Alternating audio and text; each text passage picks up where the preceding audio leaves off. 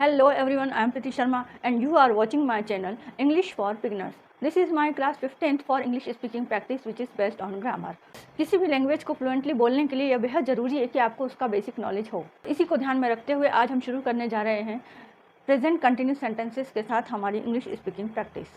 Last video में हम present indefinite sentences की प्रैक्टिस कर चुके हैं और आज हम पढ़ेंगे प्रेजेंट कंटिन्यूस सेंटेंसेस को। सबसे पहले हम देखेंगे कि हमारे हिंदी के सेंटेंसेस की क्या पहचान है जिसे देखकर हम यह बता सकें कि ये प्रेजेंट कंटिन्यूस सेंटेंस है। जब भी आपको हिंदी के किसी वाक्य के अंत में रहा है, रही है, रहे हैं, रहा हूँ, रही हूँ दिख जाए तो समझ लेना कि प्रेजेंट कंटिन्यूस का सेंटेंस है। जब भी हमें इस हिंदी वाक्य को इंग्लिश में ट्रांसलेट करना है तो हमें एक स्ट्रक्चरल फॉर्मूले को फॉलो करना होगा जो कि प्रेजेंट कंटिन्यूस का फॉर्मूला होगा। और ये प्रेजेंट कंटिन्यूस का फॉर्मूला है subject plus is am are, या तो इज या एम या आर। ये these three are helping verbs, ये हेल्पिंग वर्ब्स होती है। तो इन तीनों में से कोई एक आएगा तो हमारा स्ट्रक्चरल फॉर्मूला है सब्जेक्ट प्लस इज और एम और आर प्लस वर्ब की फोर्थ फॉर्म प्लस ऑब्जेक्ट। अब आप कहेंगे कि वर्ब की फोर्थ फॉर्म क्या होती है? वर्ब की कई सारी फॉर्म्स होती हैं। जैसे एक एग्जांपल हम ले लेते हैं सिंग। सिंग का मतलब होता है गाना। गाना ये एक वर्ब है। ये वर्ब फर्स्ट फॉर्म में यदि होगी तो वो मेन फॉर्म होगा, उसका रूट वर्ड होगा किसी वर्ब का। जैसे आई सिंग अ सॉन्ग, मैं एक गाना गाता हूँ। ये वर्ब हमेशा प्रेजेंट सिंपल में या प्रेजेंट इंडेफिनिट में यूज़ की जाती है।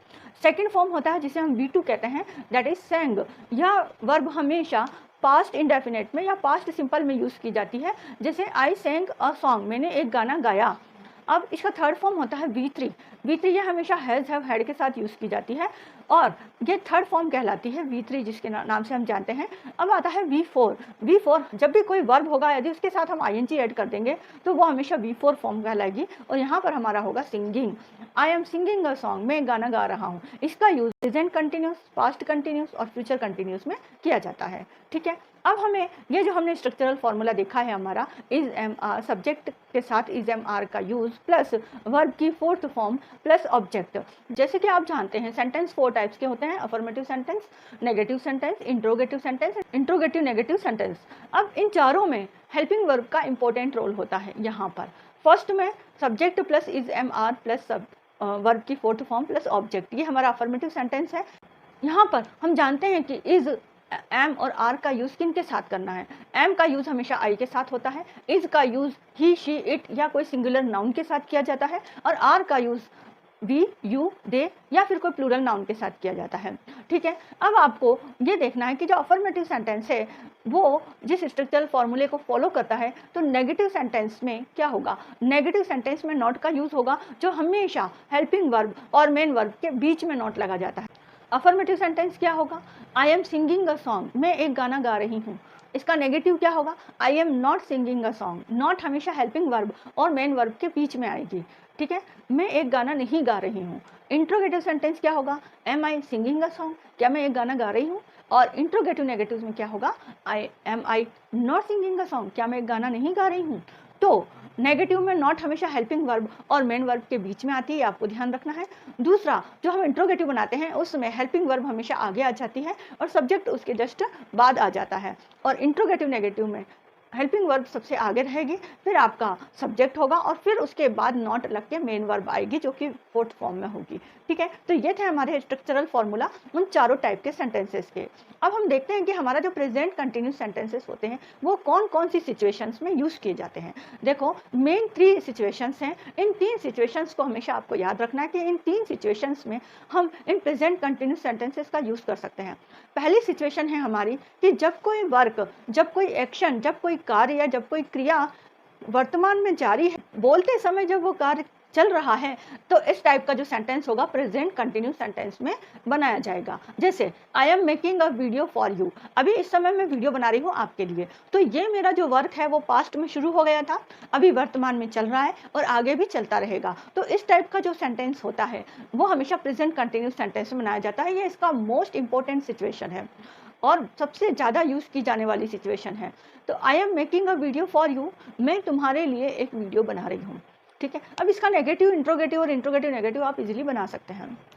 सेकंड एग्जांपल हम लेते हैं, you are watching my video, अब आप मेरा वीडियो देख रहे हैं। तो ये भी क्या है? एक वर्तमान में जारी कार्य है जो अभी वर्तमान में चल रहा है, प्रेजेंट में ये वर्क हो रहा है, तो ये सेंटेंस भी हमारा प्रेजेंट कंटिन्यूस का सेंटेंस है। मेरा भाई लैपटॉप पर काम कर रहा है, अब रहा है रही है तो प्रेजेंट टेंस का प्रेजेंट कंटिन्यूस का सेंटेंस है। अब आपको यहाँ पर फॉर्मूला अप्लाई करना है, subject plus is am are plus object. यहाँ पर अब आप क्या कहोगे, मेरा भाई तो एक सिंगुलर नाउन है तो इसलिए आप इसके साथ इज का यूज़ करोगे। My brother is doing work on laptop, मेरा भाई वर्क कर रहा है लैपटॉप पर, तो रहा है रही है इसलिए हमने डू के आगे क्या लगा दिया, ING लगा दिया। My brother is doing work on laptop, मेरा भाई लैपटॉप पर काम कर रहा है। ठीक है, अब हम देखते हैं इसकी दूसरी सिचुएशन। हमारी सेकंड सिचुएशन क्या है किसी प्रेजेंट कंटिन्यूस सेंटेंस को बनाने की। तो सेकंड सिचुएशन है कि जब कोई वर्क वर्तमान में नहीं हो रहा है लेकिन रेगुलर प्रोसेस में चल रहा है, तो वो सेंटेंस भी प्रेजेंट कंटिन्यूस में बनाया जाता है। जैसे मेरा बेटा 10वीं कक्षा में पढ़ रहा है। अब मेरा बेटा एक सिंगुलर नाउन है, ठीक है, 10वीं कक्षा ऑब्जेक्ट है, मैं पढ़ यहाँ पर वर्ब है, रहा है ING लगेगा क्योंकि कंटिन्यूस का सेंटेंस है। जो यह वो कार्य है जो वर्तमान में तो नहीं चल रहा है लेकिन रेगुलर प्रोसेस में चल रहा है, वह एक फिक्स टाइम पर डेली जाता है और पढ़कर आता है, तो वह साल भर से क्लास 10th की पढ़ाई कर रहा है। तो यहाँ पर ये वर्क जो है वो एक रेगुलर प्रोसेस में है, भले ही अभी ना नहीं हो रही, अभी जिस टाइम मैं बोल रही हूँ उस समय ज़रूरी नहीं कि वो पढ़ रहा हो सकता है वो अपने किसी फ्रेंड से मिलने गया हो, कहीं खेलने गया हो या कुछ और काम कर रहा हो। वर्तमान में बोलते समय वो नहीं पढ़ रहा है लेकिन रेगुलर प्रोसेस में उसके आसपास यह कार्य हो रहा है, इसलिए हम इसे कहेंगे कि इस सेंटेंस को हम प्रेजेंट कंटिन्यूस में बना सकते हैं। My son is reading in class 10th, ठीक है, इसको आप प्रेजेंट कंटिन्यूस सेंटेंस में बना सकते हो। अब जैसे मैं एक स्कूल में पढ़ा रही हूँ, मैंने ये सेंटेंस बोला पढ़ा रही हूँ, लेकिन जिस समय मैं ये बात आपको बता रही हूँ उस समय तो मैं नहीं पढ़ा रही स्कूल में, क्योंकि मेरा टाइम तो अलग है स्कूल जाने का, सुबह है दोपहर में आना। तो यहाँ पर अब ये जो सेंटेंस बोला गया उस समय मैं किसी स्कूल में पढ़ा नहीं रही हूँ, लेकिन रेगुलर प्रोसेस में यह कार्य चल रहा है, मैं डेली जाती हूँ पढ़ाने फिर आती हूँ, तो इस सेंटेंस को हम इंग्लिश में प्रेजेंट कंटिन्यूस में ट्रांसलेट कर सकते हैं। I am teaching in a school, मैं एक स्कूल में पढ़ा रही हूँ। जैसे एक और सेंटेंस हम लेते हैं कि वह एक दुकान पर काम कर रहा है। अब जिस समय ये सेंटेंस बोला जा रहा है ज़रूरी नहीं कि वो उस समय दुकान पर काम कर ही रहा हो सकता है वो घर पर आया हुआ खाना खा रहा हो या किसी और काम से गया हो। तो ज़रूरी नहीं कि जो सेंटेंस जिस समय कार्य हो रहा है उसको प्रेजेंट कंटिन्यूस में ही बोला जाए। जो रेगुलर प्रोसेस में काम चलते हैं उन्हें भी हम प्रेजेंट कंटिन्यूस में बना सकते हैं। जैसे he is doing work in a shop, वह एक शॉप पर कार्य कर रहा है। ठीक है, अब हमारी तीसरी सिचुएशन क्या है, थर्ड सिचुएशन है हमारी कि जो नियर फ्यूचर में, आने वाले फ्यूचर में, बहुत ही करीब में जो काम होने वाला है। अब वैसे तो वो फ्यूचर टेंस में जाना चाहिए, लेकिन हम कंफर्म हैं कि वह काम 1 या 2 दिन में, कल या परसों में बिल्कुल होने वाला है, तो उस सेंटेंस को भी हम प्रेजेंट कंटिन्यूस में बना सकते हैं। जैसे my brother is coming tomorrow, मेरा भाई कल आ रहा है। अब इस सेंटेंस को हम यह भी बना सकते हैं कि my brother will come tomorrow, मेरा भाई कल आएगा। लेकिन हिंदी में हम कई बार कहते हैं ना कि मेरा भाई कल आ रहा है, या मैं मुंबई जा रही हूँ, मैं परसों मुंबई जा रही हूँ। अब I am going to Mumbai day after tomorrow, ठीक है ना। तो ऐसे सेंटेंस को हम इंग्लिश में प्रेजेंट कंटिन्यूस में बना सकते हैं जो बहुत ही जल्दी होने वाले हैं, नियर फ्यूचर में। वह कल शाम की फ्लाइट से आ रहा है, he is coming tomorrow by evening flight. अब वह आज नहीं काम हो रहा है, वह कल आने वाला है, तो है तो फ्यूचर का, लेकिन फिर भी ये जल्दी ही काम होने वाला है, इसलिए हम इसको प्रेजेंट कंटिन्यूस में बना सकते हैं। ठीक है, ऐसे जैसे मान लो मैं अभी सुबह का टाइम चल रहा है और मैं कह रही हूँ कि मैं आज शाम को केक बनाने जा रही हूँ। अब शाम को केक बनाऊंगी, अभी तो नहीं बना रही हूँ, प्रेजेंट में बोलते समय तो यह काम नहीं चल रहा है। I am cooking cake today in the evening, मैं आज शाम को केक बना रही हूँ। ठीक है, तो इस सेंटेंस को आपको ये तीनों सिचुएशंस अच्छी तरह याद रखनी है कि प्रेजेंट कंटिन्यूस की इन 3 सिचुएशंस में यूज़ किया जा सकता है। अब है हमारा एक फोर्थ कंडीशन, आपको ऐसी देखनी है जिसमें कुछ सेंटेंस ऐसे होते हैं जो हिंदी में तो बनाए जा सकते हैं, लेकिन उनके जो इंग्लिश वर्ब्स होती हैं उन वर्ब्स को हम प्रेजेंट कंटिन्यूस में नहीं बना सकते हैं। तो ऐसी कौन कौन सी वर्ब्स होती हैं जो कभी भी प्रेजेंट कंटिन्यूस में नहीं बनाई जाती है, ये इस प्रेजेंट कंटिन्यूस का एक मोस्ट इम्पोर्टेंट टॉपिक है, और ये टॉपिक से रिलेटेड क्वेश्चंस ही कॉम्पिटिटिव एग्जाम्स में पूछे जाते हैं कि ये जो वर्ब्स हैं उसका प्रेजेंट कंटिन्यूस बनता है या नहीं। जैसे कुछ एक्शंस जो हमारे सेंस ऑर्गन्स के द्वारा किए जाती हैं, उन एक्शंस का कभी भी प्रेजेंट कंटिन्यूस नहीं बनता है। अब हमारे सेंस ऑर्गन्स कौन कौन से होते हैं, हमारे 5 सेंस ऑर्गन्स होते हैं, eyes, ear, nose, tongue and skin. ये 5 सेंस ऑर्गन्स होते हैं जो किसी स्टिमुलस को हमारे ब्रेन तक पहुंचाते हैं और ब्रेन उनको रेस्पॉन्स देता है। तो ये जो 5 सेंस ऑर्गन्स होते हैं, इनकी जो एक्शंस होती है, आइज़ की एक्शन क्या है, देखना मतलब सी, ईयर की एक्शन क्या है, सुनना मतलब हियर, नोज़ की एक्शन क्या है, सूंघना मीन्स स्मेल, और हमारी टंग की एक्शन क्या है, टेस्ट जो स्वाद लेना, और फिफ्थ है हमारी स्किन, इसकी एक्शन क्या है, फील करना। अब फील करना स्पर्श करना नहीं होगा, यहाँ पर महसूस करना, क्योंकि कुछ मेंटल एक्टिविटीज़ भी होती हैं जैसे थिंक, अंडरस्टैंड, अब इनको भी हम कभी भी प्रेजेंट कंटिन्यूस में नहीं बनाते हैं।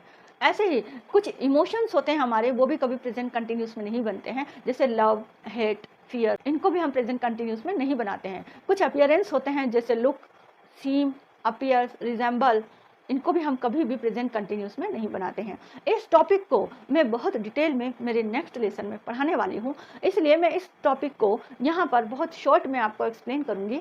नेक्स्ट लेसन में आपको इसको डिटेल में पढ़ाऊँगी कि कौन कौन सी ऐसे वर्ब्स हैं जिनका हम प्रेजेंट कंटिन्यूस नहीं बनाते हैं, लेकिन इन्हीं का जब कोई और मीनिंग निकलता है तो हम उसको प्रेजेंट कंटिन्यूस में बना सकते हैं।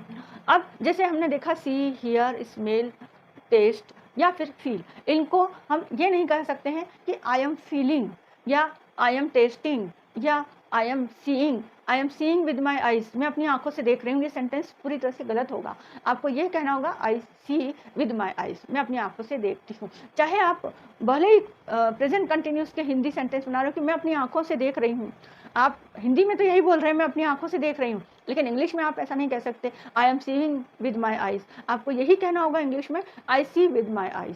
ऐसे ही आप कहोगे कि मैं एक आवाज़ सुन रही हूँ, हिंदी में भले ही आप कहोगे सुन रही हूँ, बट इंग्लिश में आप ये नहीं कह सकते I am hearing a voice, आपको यही कहना होगा आई हियर अ वॉइस, मैं एक आवाज़ सुन रही हूँ। ऐसे ही यदि आप कहते हैं कि मैं कुछ जलने की गंध सूंघ रही हूँ, अब जलने की गंध यदि आप सूंघ रहे हैं तो आप हिंदी में तो रही है लगा रहे हैं, लेकिन आप इंग्लिश में ऐसा नहीं कह सकते I am smelling something burning. आप ये सेंटेंस बनाते हैं तो ये गलत होगा, आपको क्या बनाना है आई स्मेल समथिंग बर्निंग, ठीक है। ऐसे ही फील मतलब महसूस करना, जैसे अब वह महसूस कर रहा है कि उसने गलत किया, अब वह महसूस कर रहा है, तब आप बनाओगे कि now he is feeling that he has done something wrong. यदि आप ये सेंटेंस बनाते हो तो इंग्लिश में ये सेंटेंस गलत होगा, हिंदी में सही है बट इंग्लिश में गलत होगा। इंग्लिश में आपको ये बनाना होगा now he feels that he has done something wrong, okay. अब हम इन प्रेजेंट कंटिन्यूस के सेंटेंस को यदि कोई एक्टिव वॉइस में दे रखा है तो उसको पैसिव वॉइस में बदलने का क्या रूल होगा या क्या फॉर्मूला होगा। देखिए, एक्टिव वॉइस का फॉर्मूला तो वही है जो आपका स्ट्रक्चरल फॉर्मूला अफर्मेटिव नेगेटिव या नेगेटिव या इंट्रोगेटिव नेगेटिव का है, लेकिन जब आप उसे पैसिव वॉइस में बदलेंगे तो आपको कुछ नहीं करना है, आपकी मेन वर्ब है वो मेन वर्ब थर्ड फॉर्म में चली जाएगी, लेकिन आपको शो करना है कि ये कंटिन्यूस का सेंटेंस है तो उस थर्ड फॉर्म से पहले आपको बीइंग का यूज़ करना होगा। बीइंग का यूज़ करते ही वो सेंटेंस आपका प्रेजेंट कंटिन्यूस में चला जाएगा। जैसे श्रीमती अनुराधा एक स्वेटर बुन रही है, अब ये एक्टिव का है, प्रेजेंट कंटिन्यूस का सेंटेंस है, आपको इसको बनाना है पैसिव वॉइस में। इससे पहले हम एक्टिव वॉइस में ट्रांसलेट करेंगे, Mrs Anuradha is knitting a sweater, Mrs Anuradha एक स्वेटर बुन रही है, ठीक है। अब आपको इसको चेंज करना है पैसिव वॉइस में, तो आप पैसिव वॉइस और एक्टिव वॉइस के यदि रूल्स आपने नहीं पढ़े हैं तो आप मेरी एक वीडियो जिसका लिंक मैं यहाँ पर मेरे डिस्क्रिप्शन बॉक्स में दे दूंगी, वहाँ से आप एक्टिव वॉइस और पैसिव वॉइस को डिटेल में पढ़ सकते हो। तो इसका रूल क्या है कि जो सब्जेक्ट है वो तो ऑब्जेक्ट बन जाता है, जो ऑब्जेक्ट है वो सब्जेक्ट बन जाता है। तो अब जो मिसेस अनुराधा है वो सब्जेक्ट है, वही चल जाएंगे ऑब्जेक्ट में, और जो स्वेटर है जो कि एक ऑब्जेक्ट है वो आ जाएगा सब्जेक्ट में।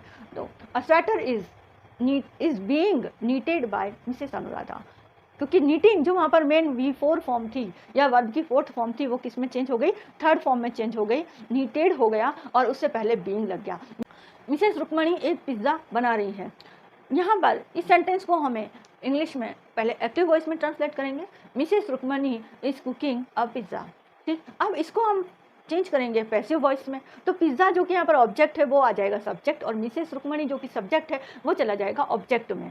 तो अ पिज़्ज़ा जो ऑब्जेक्ट था सब्जेक्ट बन गया, इज बीइंग लग गया किसके आगे, उस कुक्ड के आगे जो पहले V4 फॉर्म में था और अभी थर्ड फॉर्म में या वर्ब की थर्ड फॉर्म में आ गया है, उसके पहले बीइंग लग जाएगा, क्योंकि बीइंग हमें बताएगा कि भले ही पैसिव का है लेकिन है ये कंटिन्यूस का सेंटेंस, ठीक है। Being cooked by Mrs Rukmani. ठीक है, ऐसे ही हम एक और एग्जांपल लेते हैं।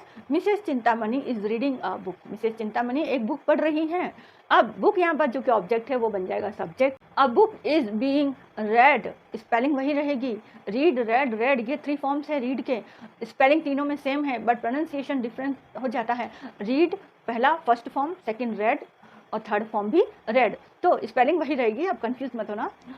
अ book is being read by Mrs Chintamani. ठीक है, एक और एग्जांपल हम लेते हैं। Mrs Padmaja is supplying the water to the plants. मिसेस पद्मजा पौधों को पानी दे रही हैं। अब इसका जो पैसिव वॉइस होगा वो क्या होगा? The plants are being supplied water by Mrs Padmaja. अच्छा, इस सेंटेंस में 2 ऑब्जेक्ट हैं, एक तो प्लांट्स और दूसरा वाटर। तो आप वाटर को भी सब्जेक्ट बना सकते हो और प्लांट्स को भी सब्जेक्ट बना सकते हो। अभी हमने प्लांट्स को सब्जेक्ट बनाया था, the plants are being supplied water by Mrs Padmaja. अब आप वाटर को भी सब्जेक्ट बना सकते हो, water is being supplied to the plants by Mrs Padmaja. तो ये दोनों ऑब्जेक्ट सब्जेक्ट फॉर्म में आ सकते हैं, लेकिन इनके 2 अलग अलग सेंटेंसेस बनेंगे। ठीक है, तो ये है एक्टिव वॉइस से पैसिव वॉइस में चेंज करने का प्रोसीजर, जो कि आप हर टेंस को मैं जब भी आपका एक एक टेंस पढ़ाती जाऊंगी और हर टेंस को मैं आपको एक्टिव से पैसिव करना भी सिखाऊंगी। आज हमने सीखा है प्रेजेंट कंटिन्यूस के सेंटेंस को हम किस तरह से पैसिव वॉइस में चेंज कर सकते हैं। पैसिव वॉइस में चेंज करने के लिए आपको सिर्फ 2 बातें याद रखनी है। जो हमारी इसकी V4 फॉर्म होती है वो V3 फॉर्म में चेंज हो जाती है और V3 फॉर्म से पहले बीइंग का यूज़ होता है। बस बाकी पूरा एक्टिव से पैसिव में चेंज करने के प्रोसीजर आपको उन्हीं रूल्स के अकॉर्डिंग करना होता है। सब्जेक्ट को ऑब्जेक्ट, ऑब्जेक्ट को सब्जेक्ट। हेल्पिंग वर्ब जो हम लगाते हैं वो जो सब्जेक्ट के अकॉर्डिंग लगाते हैं। देखो जैसे वहाँ पर मिसेस पद्मजा इज बीइंग, तो मिसेस पद्मजा सिंगल है इसलिए इज आया, लेकिन the plants are being supplied, तो प्लांट्स बहुत सारे हैं इसलिए हमने आर लगाया। तो आपको इज एम आर डिपेंड करता है कि आपका सब्जेक्ट सिंगुलर है या प्लूरल है। एम कब लगेगा? जब आई होगा। ठीक है, तो ये थे एक्टिव से पैसिव बनाने के फॉर्मूले। तो आज की वीडियो में हमने सीखा प्रेजेंट कंटिन्यूस सेंटेंसेस को हम किन किन सिचुएशंस में यूज़ करते हैं। पहली सिचुएशन जब कोई वर्क कंटिन्यूस चल रहा है, पास्ट में शुरू हो गया है, वर्तमान में जारी है और आगे भी जारी रहेगा, ये तो मोस्ट इंपॉर्टेंट सिचुएशन होती है इसकी। सेकेंड सिचुएशन क्या है इसकी कि जब कोई वर्क रेगुलर प्रोसेस में चल रहा है, बोलते समय नहीं हो रहा है लेकिन उसके आगे या पीछे वो चलता रहता है, तो ऐसी प्रोसेस को भी हम प्रेजेंट कंटिन्यूस सेंटेंस में बना सकते हैं। इसी तरह से थर्ड सिचुएशन है हमारी नियर फ्यूचर में होने वाला वर्क, जो अभी नहीं हो रहा है लेकिन 1-2 दिन में, कल परसों में, आज या कल में होने वाला है, उसे भी हम प्रेजेंट कंटिन्यूस में बना सकते हैं। तो ये 3 मेन सिचुएशंस हमने पढ़ी और इन सेंटेंस को एक्टिव से हमने पैसिव में बनाना सीखा। आज का हमारा ये वीडियो यहीं पर खत्म होता है।